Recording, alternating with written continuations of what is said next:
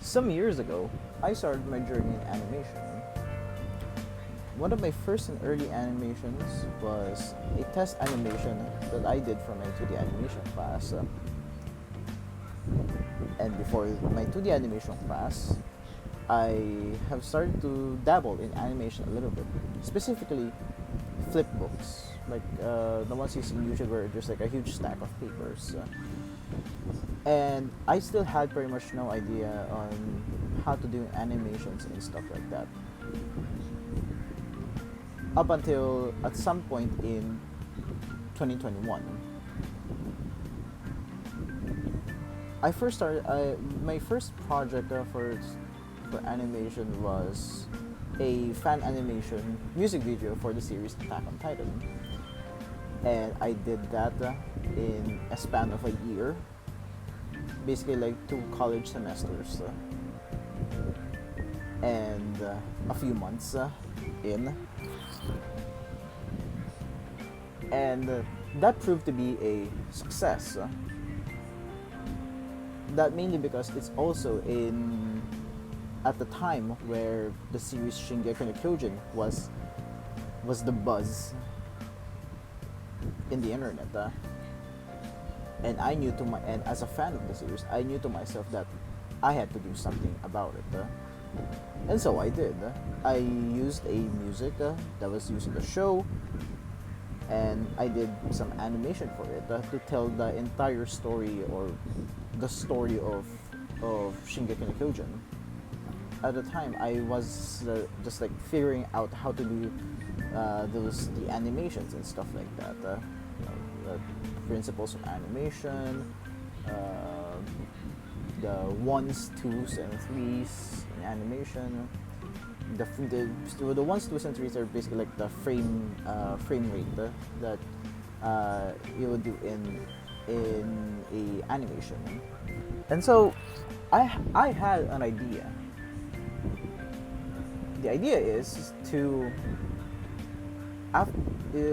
reanimate some animes that I thought had some pretty wonky animation sequences. And the first anime that I thought that I should do right after the Shingeki no Kyojin music video was Nanatsu no Taizai, or Seven Deadly Sins. And specifically, the fight between Escanor and Meliodas. The third thing that popped into me was one of my favorite series, or one of my favorite anime and manga is Tokyo Ghoul. Tokyo Ghoul, the anime, had a pretty has a pretty terrible reputation for being a bad adaptation. Despite the first 2 seasons was greatly animated, the way that they adapted the Studio Kero adapted the story was pretty crappy. They cut a lot of story bits. They cut a lot of stuff that was in the manga, and they didn't include it in the show. And during the second season, they decided, for some unknown reason, to deviate from the source material, which is the manga, and decided to create their own original ending, or their own original anime-only content for it. Specifically, what I wanted to reanimate in Tokyo Ghoul, in my own way, was the 12th episode of the second season, Tokyo Ghoul Route A. The 12th episode, which serves as the finale for it, hinted that Ken Kaneki will have a fight with Kisho Arma. And Kisho Arma is like the boogeyman, the Baba Yaga of Tokyo Ghoul universe. He is the most feared special investigator that is undefeated by ghouls, and he is the strongest. But what the anime did during at the time was they basically just had a long standoff in an open area. There was like one light shining above and then all of a sudden the screen goes to black, and then the sound of the briefcase that the investigators are carrying, the kakuho, which is the weapon of the investigators that is made from the organs, or I believe the kakuja of the ghouls in the series. And so there was just like sound like click sound like tug, and then and 3 years later, Tokyo Ghoul had an adaptation. It was the adaptation for Tokyo Ghoul was much more faithful to the manga, but unfortunately, it suffered from the animation side of things, and majority of it is pretty lackluster. The same can be said to the visuals as well, but it has a bit more. It sticks more to Sui Ishida's, the author, character designs and art style. And I thought to myself that was a pretty decent adaptation. Decent, but it's not great. It's not bad. It's just mid. And now, in 2022, I started a project called Tokyo Ghoul Revitalization Project, which aims to adapt the first fight between Kisho Arima and Ken Kaneki. But I didn't know how to start it per se. So I had to look for inspiration for it. I had to look for some idea how I will be adapting that specific fight. Or it's not even a fight at that point. It's just Kisho Arima thrashing Ken Kaneki and beating him to a bloody pulp and poking his eyes out and stabbing him a lot of times. Yeah. So, there was this fan animation in YouTube of that specific chapter, Tokyo Ghoul chapter 137 to 139, I think. That's like the duration of the entire first confrontation between them. There was there was a fan animation that did it, and it was so good, it was so memorable. And I watched it, and I thought to myself that okay, this is a pretty good. It was pretty well animated. It was gory, it was bloody, it was visceral, it was raw, but it was lacking for me because I wish that it had kept on longer. Like it had adapted everything from it, and that's where I came in. So I decided to adapt the entire chapter 137 to 139, to the start of the first fight, up until to Ken Kaneki's demise. I started reading the chapter again, looking for looking for the details. What should I adapt? What should I show? How should I portray this in animation style? Because it's not really easy to translate a manga panel to an animation point without doing some little changes to it. Because there are some things that works only for manga, and there's only things that works for an animation standpoint. So that's where the storyboarding came from. So I storyboarded the entire animation for it and it was pretty difficult because I knew to myself that I had to do justice in some of these, knowing that I still don't have much fun experience when it comes to animation, and I knew to myself that it's gonna be a painful project to do, mainly because I'm a one-man person and I'm gonna have to do it all by myself. And this video serves as the main objective of this video actually is a breakdown on how I did that trailer, where is my progress now in the project, and what I did is and tell or describe how I did what I did. So that was it. So this is like the storyboard for it. Yeah, like the storyboard for it. It's like the cuts for it, the sequences for it. And so something fell. Okay. It's like this is like the sequences for it. There's a storyboard for it. So so if you've seen like the trailer, the preview that I released before New Year's Eve, I this is my current progress for it. So about this much, and there's still this thick boy here that needs to be done. So, and this is pretty much what I did was pretty much like the introductory part of it, and the actual meat and bones of it is still yet to be done. I'm still yet to animate it. Here comes like the process of it. So really, the process of it is I started doing some sketch work to it.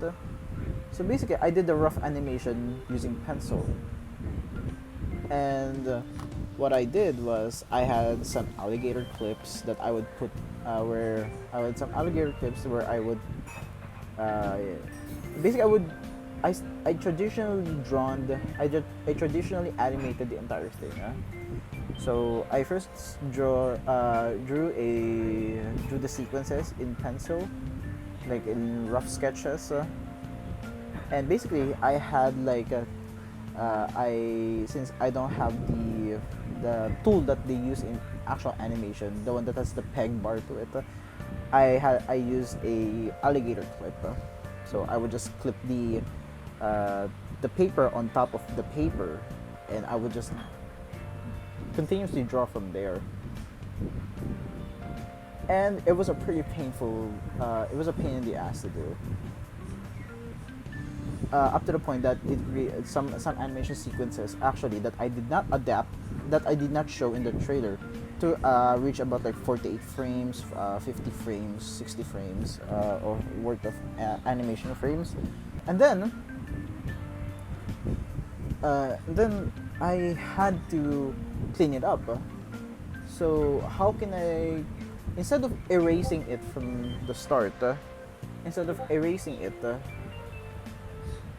and doing the cleanup from the page, I went for a second pass, which I would place paper again on top of one frame with the rough sketch, and I would use an ink, I would use a pen, and I would just trace it to do a very clean art, or to do a clean artwork of it, a clean line work of it, and it's the progress is much more faster, but it was pretty I'd say draining to do, mainly because I had to ensure that it's really clean and it's really I had to do my best to be consistent with it. I finished the cleanup in this last December, and yeah, it's not a fun process to do. Then after all the animation frames have been traced and cleaned up with clean line work, I had now to make it move, basically, to how will I animate it, like how will I see it like moving in like video format. So I went ahead and grabbed an old scanner that I have here at home. I scanned it, imported the images into Krita, and I had to use like a fill tool and set it to erase the background for it. So that way I have a transparent background, and I can then later comp it on top of a background. It was a very tedious work because I had to scan one at a time. I had to remove all the backgrounds and all the white backgrounds from the page, and I had to like basically it's a real hassle to do, and it hurt my back. It took a lot of mental strength out of me, and it kind of made me go nuts for a bit. So yeah, there's like one time during the during the work that I was like talking to myself. Well, I naturally talk to myself, but it was like it's like a different conversation. It was like a different kind of talk. It was like madman kind of talk. After I did the cleanup, after I turned the images into PNG files, the background was next. And the background, well, as you can see from the trailer, it's not as detailed. It's not as detailed, or it's not as awesome. Maybe you'd hope it to be, but the reality is, I had to dumb it down, because the original backgrounds that I was supposed to be shown in the trailer is far more detailed and cinematic from it. It's supposed to have some particle simulations to it. It had more detailed. It has textures to it. It has more cinematic lighting to it. Like there's like a bunch of area lights to it, and considering that I had like a few days left before the New Year's Eve, I knew to myself that if I wanted to release this preview, I had to dumb it down. I had to downgrade it to a point where my computer can render it lightning fast.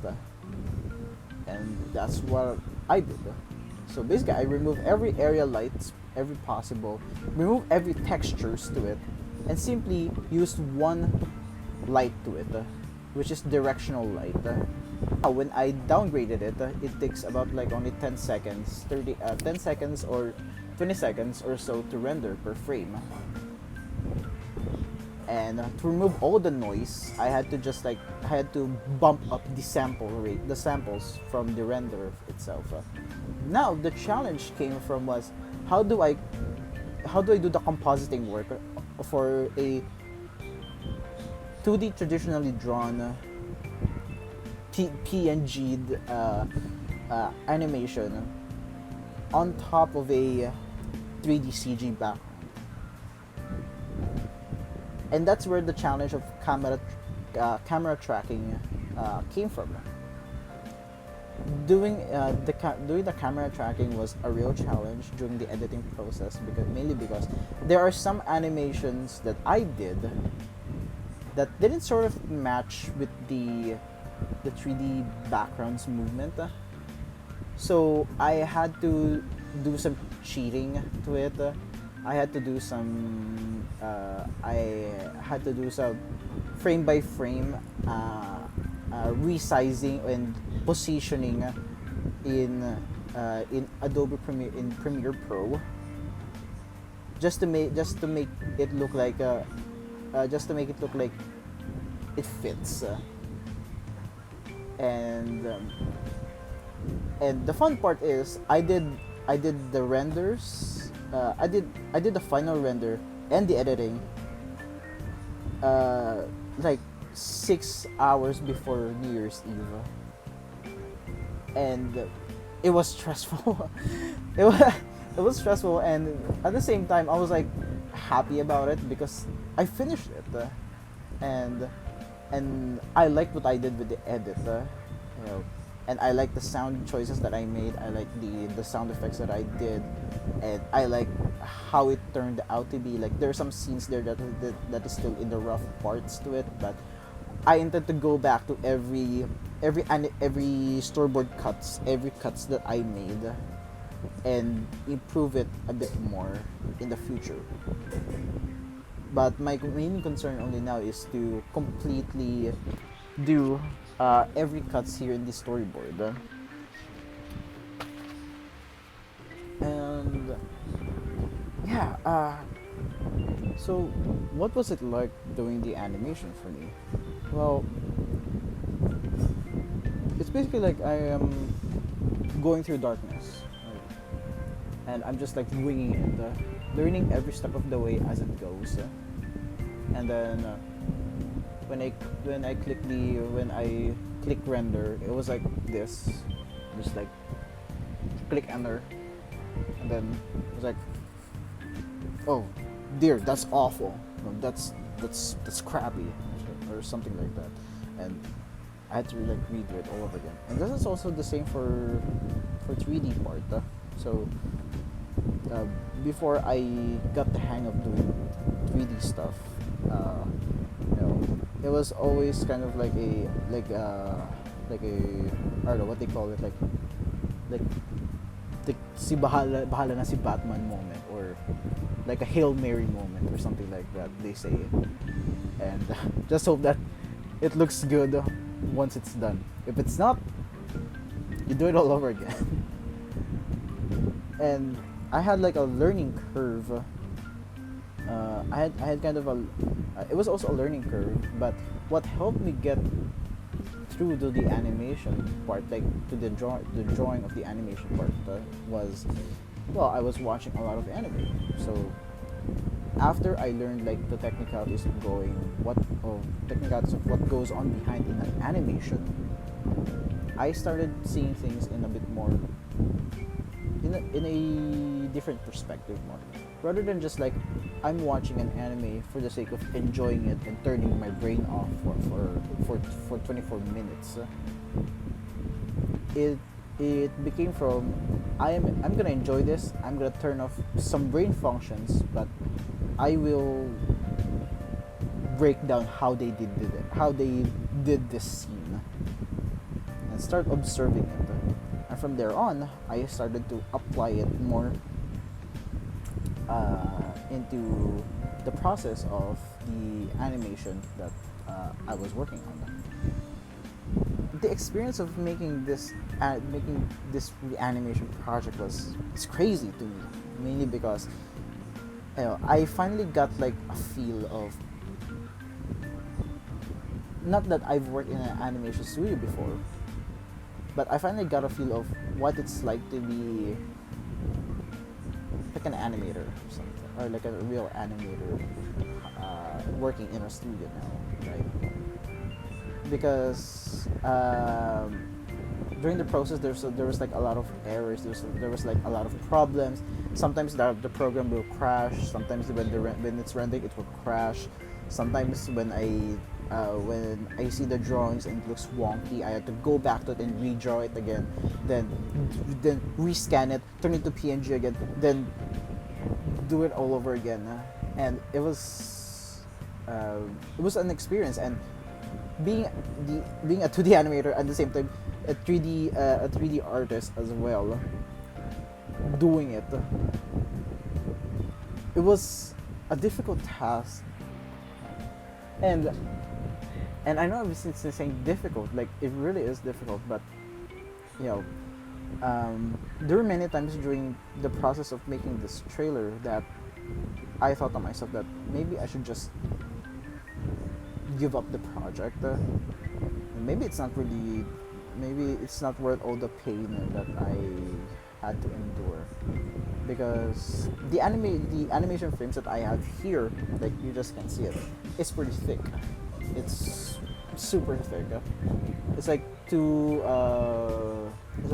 rims of A4 size bond paper. Yeah, it's just pretty thick. And it's bound to get more thicker from there once I started proceeding again to the next cuts after a few weeks, or after a few days.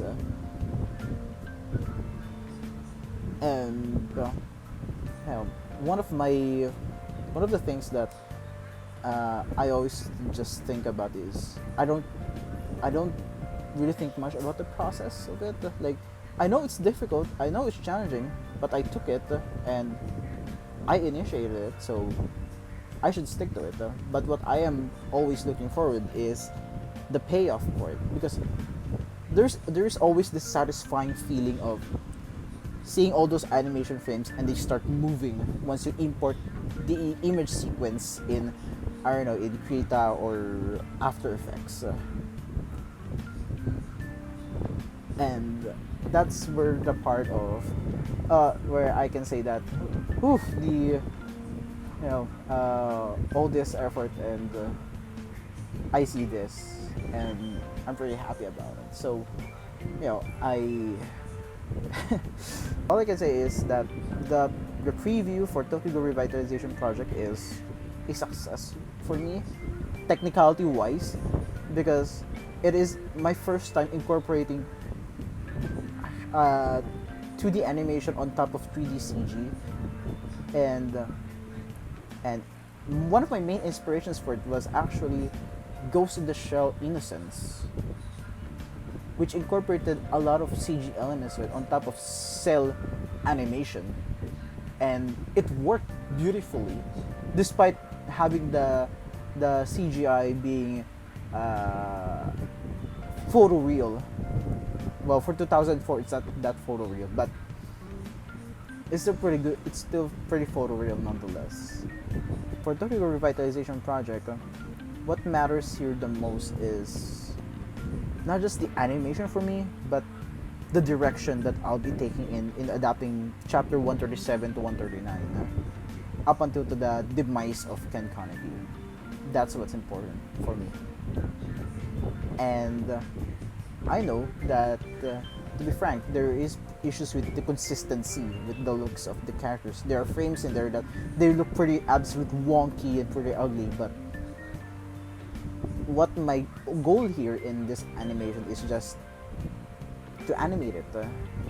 I don't intend to make it like very like match it like with a seasonal anime or something like that, like with all the colors and beautiful visuals and stuff. Like I also intend to do some effects here and there, make it look pretty good, and the backgrounds I'll make them much more detailed once I have the opportunity to do so, and then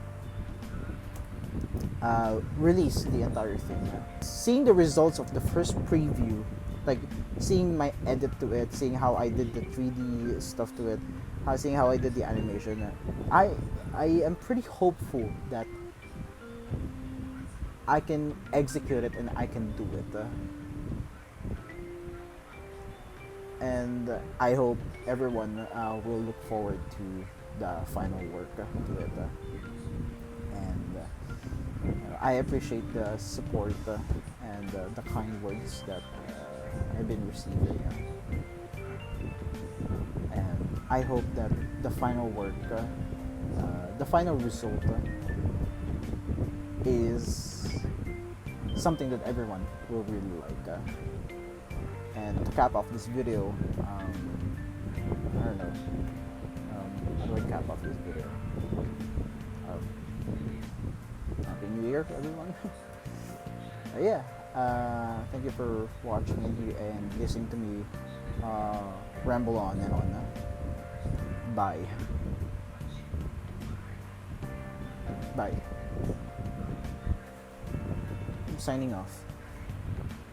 No, not signing off. What? I got nothing. Sorry. Sensya na po. Sensya na po. Okay. Bye-bye. Bye.